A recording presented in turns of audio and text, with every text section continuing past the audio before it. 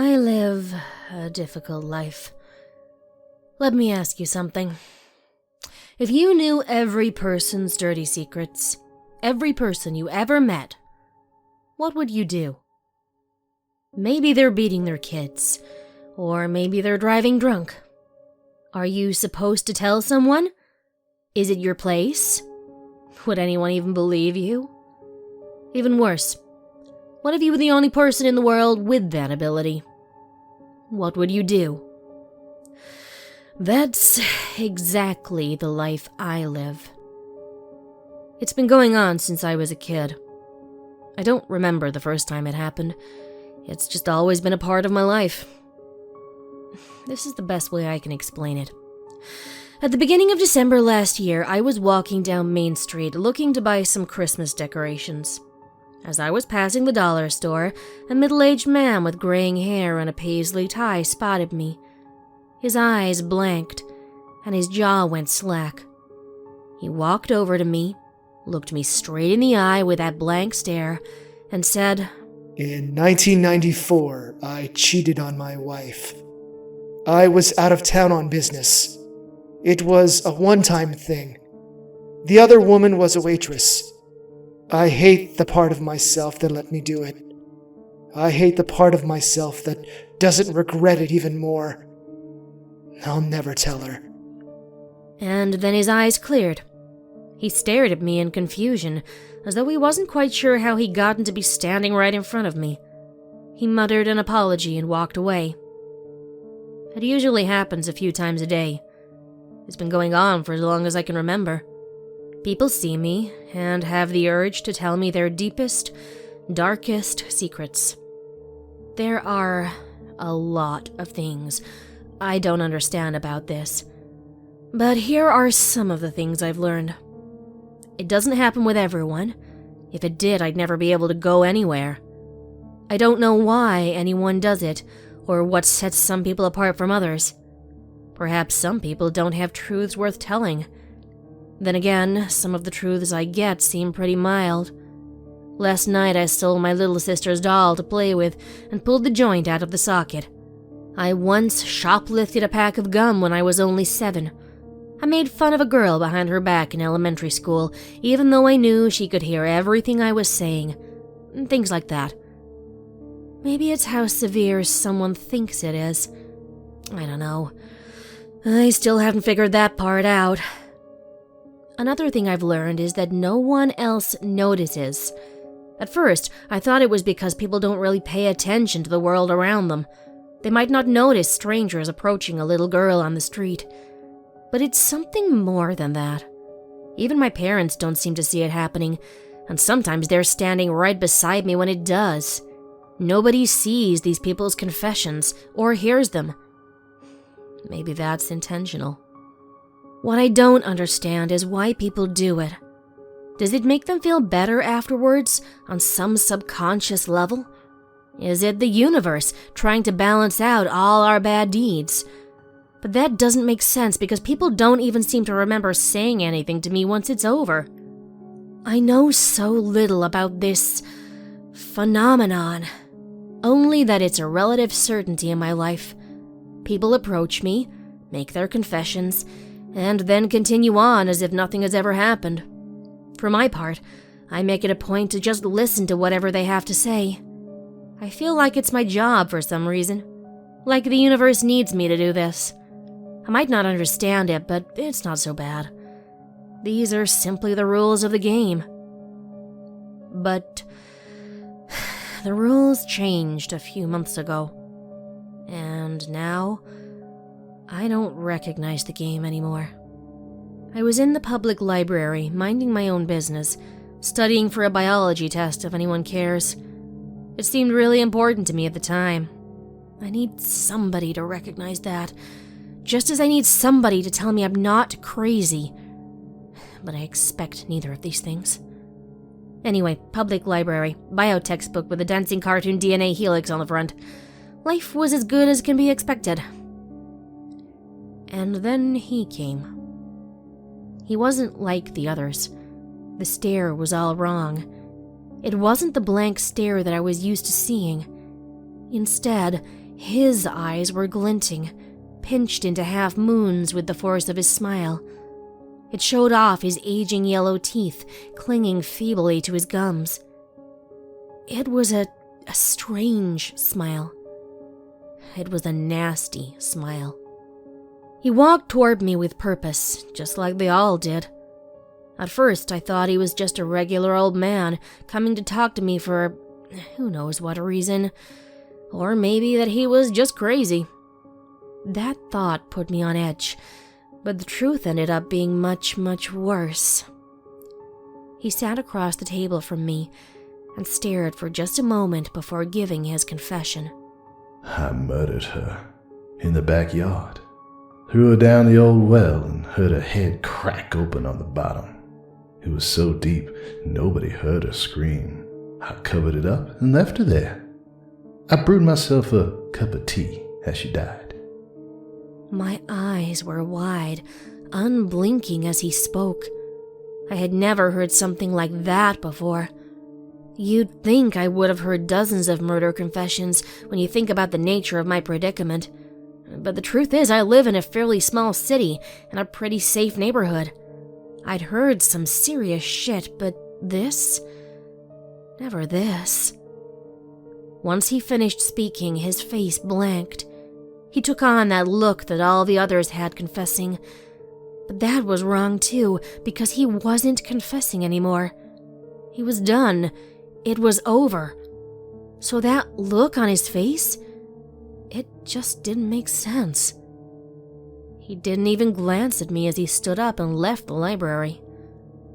I sat at that table for another 2 hours, too scared to move, too traumatized to do much of anything. Eventually, I gathered my things as calmly as I could and sprinted home, tears stinging my eyes. I locked myself in my room for the rest of the night. I stayed home sick from school the next day. I was a really good student, so my parents didn't question it. If I said I needed a day off from school, I needed a day off. I spent that day thinking about a lot of things. Why did people confess to me? I'd never given it much thought before because I'd assumed I'd never have the answer. I decided to start at that exact moment. Why did he tell me that? And why was his confession so strange? He didn't look empty like the others had. He looked positively insane with glee. It was only afterwards that the emptiness came. The most important question, though, was this. What exactly was I going to do about it? All these years, and I had never acted. I'd never felt the need to. What other people did with their lives was their business. It wasn't my place to interfere. It took me all that day and part of the next to make my decision. And in the end, I decided that it didn't used to be my place to interfere. But now, it was. After school the next day, I went to the library again. I didn't know exactly how I was going to go about catching this guy, or what catching him would entail. I didn't even know his name. I'd never seen him before in my life. So the library seemed as good a place to start as any. I tried asking the librarians who the man was, but they couldn't come up with a name. I asked them to check the computer logs, but they told me it wasn't allowed. Figures. So I decided to sit down at the very same table and wait. Perhaps I'd get lucky and he'd show up. Well, he did turn up, but I don't know if I should refer to that as lucky. He came in through the door again, stumbling a little. I guessed he was drunk. The librarians averted their eyes, I noticed. So he was a regular. Maybe a troublesome one. He approached and sat down across from me. He was smiling at me again, excited about something. I picked up a hitchhiker in 82, just outside the county lines. Told him I'd drive him wherever he wanted. I waited until he fell asleep, then slit his throat right in the front seat of my car. I held his hands down as he bled to death. I licked some of the blood from the wound. Gave me the biggest hard-on I've ever had. I think I might have blushed at that point, had it not been for the fact that all the blood had drained from my face. His face blanked out and he stood up again, abruptly leaving the library. I raced up to the desk and took one of the librarians aside, the nice one. She was short and had wavy red hair. She actually cared about her patrons, unlike the others. "Who was that man?" I whispered, not because we were in a library, but because suddenly it seemed crucial to me to keep it a secret. She glanced nervously around and answered, "That's Rick Maddox. You'd best stay away from him. He comes in drunk all the time. He's bad news. The next time he's in and I see him bothering you, I'll kick him out." No, I stuttered. I needed to get closer to him. "No, that's okay. I can handle it." She looked at me skeptically for a minute, searching my gaze for something. Whatever it was convinced her because she nodded, the look in her eyes becoming thoughtful. "All right, but if he ever scares or intimidates you, just let me know. I'm happy to help." I left the library on a mission. Once I got home, I Googled the name Rick Maddox and started digging through the countless profiles and articles associated with it. Eventually, after an agonizing process of searching and researching and narrowing down and discarding, I found it. It was just one article from a town about 20 miles south of us. It was dated 1973 and mentioned Rick Maddox almost in passing. The star of the article was his wife, Hilda, who had gone missing. The article included a picture to help with the search, if anyone has seen this woman. In the picture, a handsome, smiling man with dark brown hair stood next to a woman of equal measure, her fitted dress accentuating her curves and her dark eyes gleaming with intelligence. She, however, was not smiling. She almost looked scared. I recognized the eyes of the man in the picture. I was almost positive it was the Rick Maddox that had come twice now to the library to confess his sins to me. I wanted to convince myself that it wasn't him, that somehow I'd gotten mixed up. But then I saw it.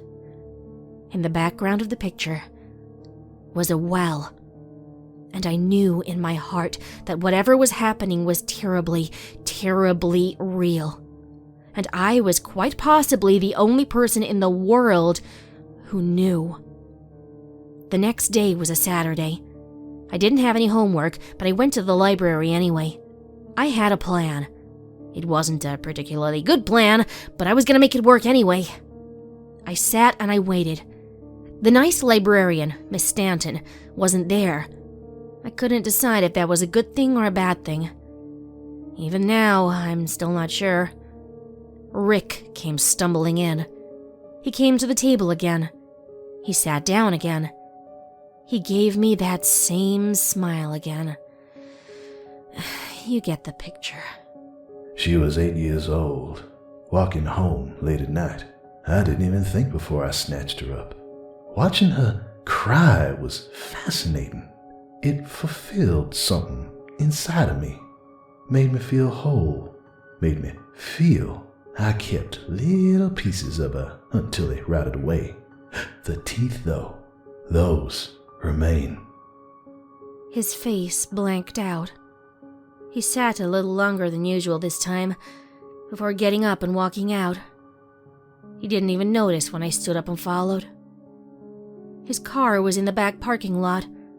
I was horrified that he'd driven there in his clearly inebriated state, but I didn't have much time to think about it.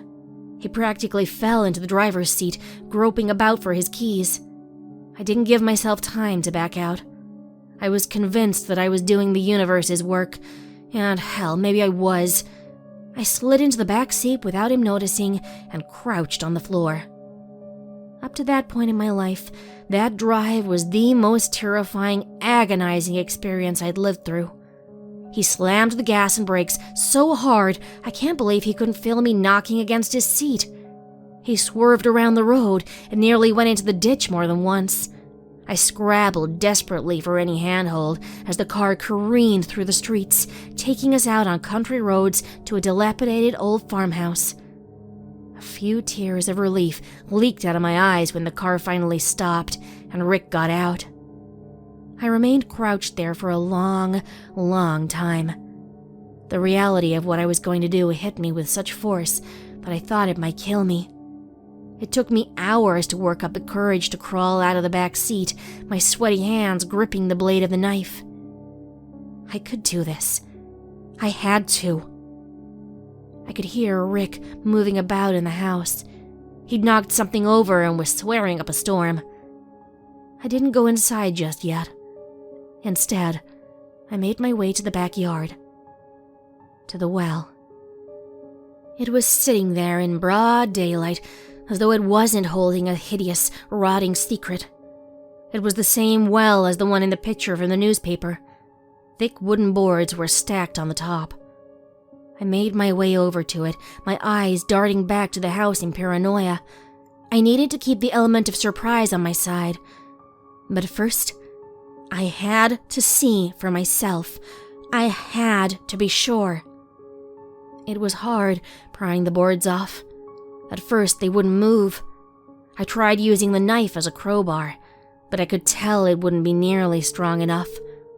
There was a shed in the backyard, so I ran for it and rummaged around the tools inside. It felt awful being in that shed. I was certain there were more secrets hiding in there, but I didn't need to know them. I just needed to know the one. The rest would follow, I was sure.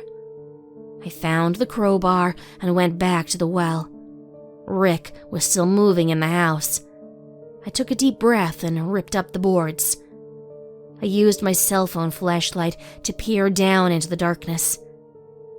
I didn't expect it to be so easy to see. I thought there would be years of muck and mud hiding what I knew was there. I was wrong. I saw her skull, grimacing back at me, plain as day. I could even see the crack in the bone from colliding with the well bottom. I'm not sure how long I stared at her. I lost track of time, I guess, because I was jolted out of my stupor by Rick's voice behind me. You're the girl from the library. I whirled around and shrieked. He was watching me, no weapon in his hand, that blank gaze in place. He watched calmly as my heart tried to hammer a hole in my chest. You remember me? He nodded. I seen you there the last few times I went. He looked past me toward the well. I could tell he was confused, even if his face didn't show it. Why did you do it? I had lost my advantage. I was standing in front of a serial killer, and my next words could be my last. I knew I had to choose them carefully. Do you remember what you said to me? A crack appeared in the blank gaze, and he frowned. My eyes were drawn to that. It was almost as though I was peeking behind a facade that I hadn't even known was there. I didn't allow myself to dwell on it as I kept going. You came right up to me and told me about what you did to your wife. I tried to swallow around the lump of fear in my throat. And the hitchhiker? And the little girl. I don't know why you told me, but you did. So I came to see for myself. You don't remember? He shook his head. I knew he wouldn't remember. I had no intention of telling him about my situation. I was sure he wouldn't understand anyway. The blank gaze was falling away now. A strange look replaced it, one that wavered in front of my eyes. He glanced down at the knife that I held in my trembling hand. You didn't come just to see. You came to kill me, too. Is that it? I didn't know the safest way to answer that, so I nodded. Suddenly, his face broke. It scrunched up and turned red. He collapsed to his knees and buried his head in his hands, a keening wail tearing through his throat. Oh, thank God.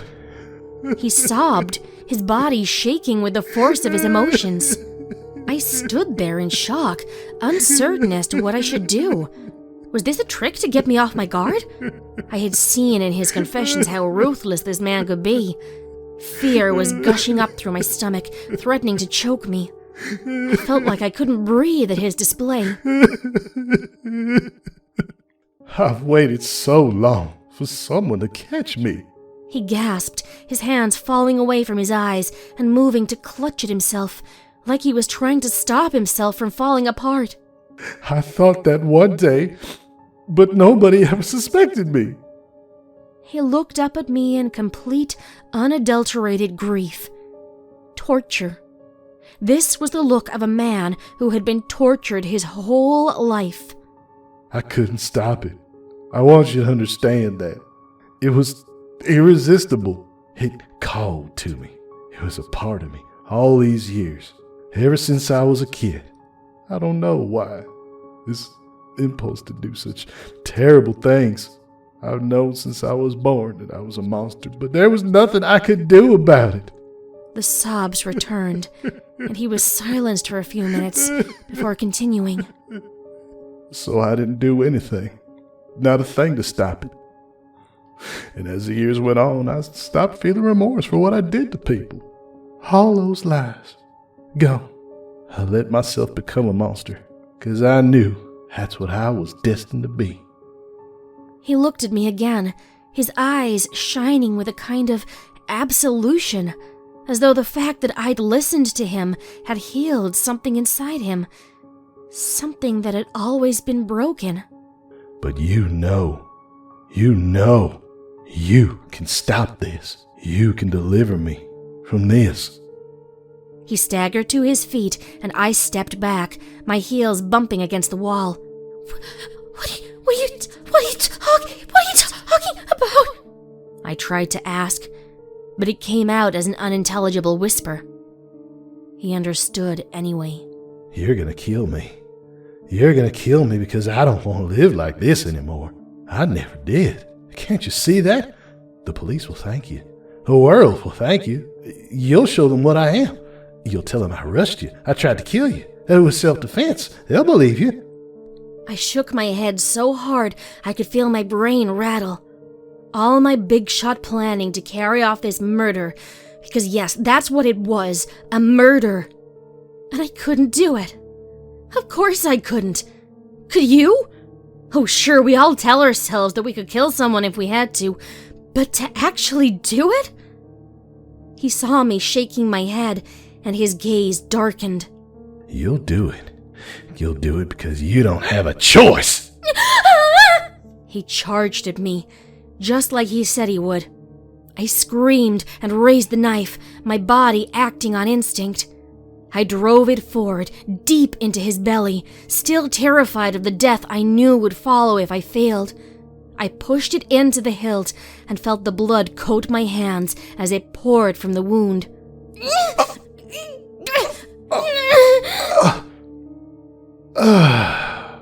He gasped and stumbled back, falling to the ground in pain.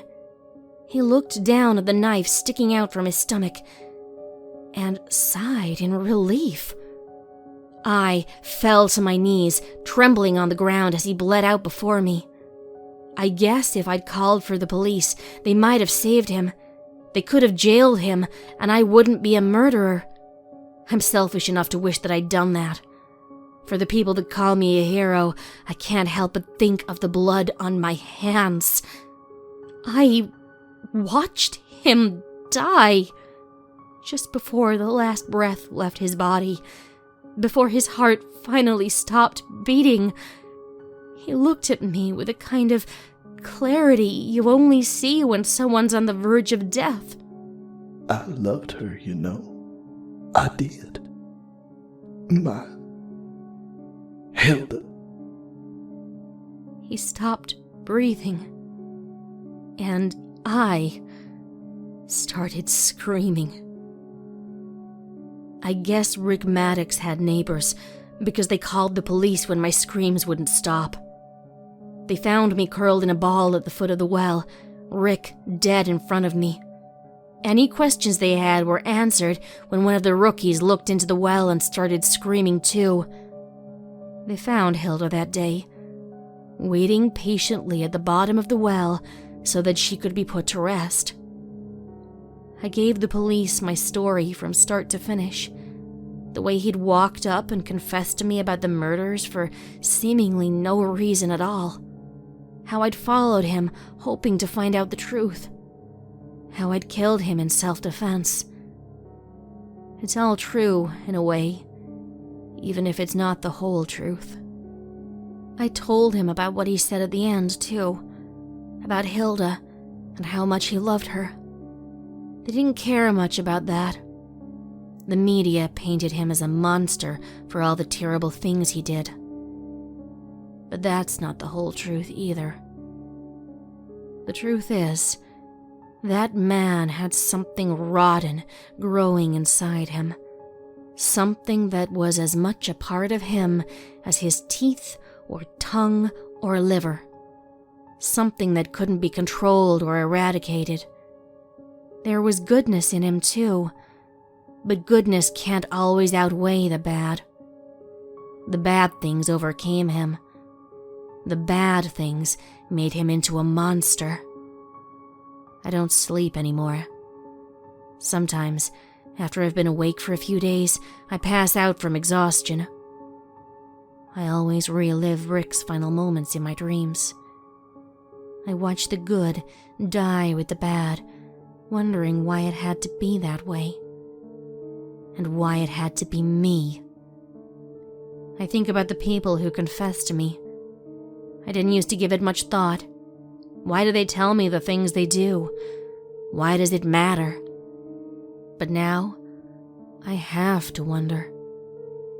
The rotten thing inside of Rick. Perhaps everyone has it. Some people have only a little, and some people have a lot. But it's there, in each and every one of us. It's the voice that whispers racial slurs in your head when a black man walks by. It's the way your hand twitches to push that annoying person in front of you at the bank just to watch their teeth crack against the ground. It's the urge to punch your coworker in the face if he mentions his kids one more fucking time. Yes, I'm sure of it now. The bad thing that got into Rick, it's a part of all of us. For most of us, it is only a little bit that lies sleeping at the bottom of our hearts, snoring itself into awareness once in a while. It's even inside me. And I'm terrified that one day it will start growing. Just like Rick's.